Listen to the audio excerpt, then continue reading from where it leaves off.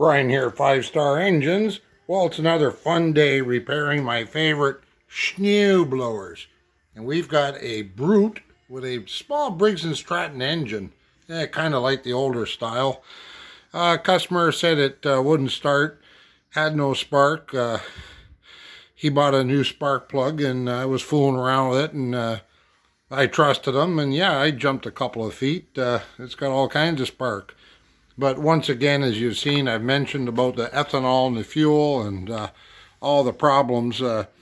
We were able to get it running without the carburetor. We put some gas in it and got it to fire. I've verified that the plug does work indeed. But once again, we come back to our carburetor, and you have a look here, the float bowl. There's all kinds of stuff in there, and actually this machine has a inline fuel filter. I've drained the tank. That fuel filter is history. We're getting another one.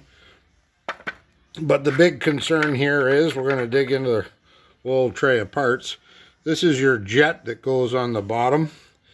And there's a couple of little holes there.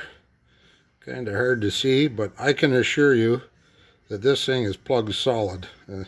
Ethanol is a bad thing. A lot of guys use canned fuel. Personally, not a big fan of it.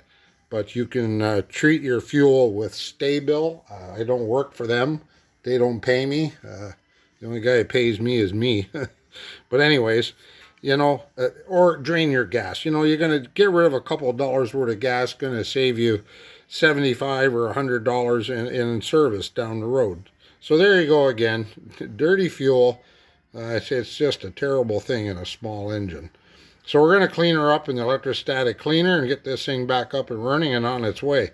So it's another great day at 5-Star Engines. Thank you for watching, and please like and subscribe.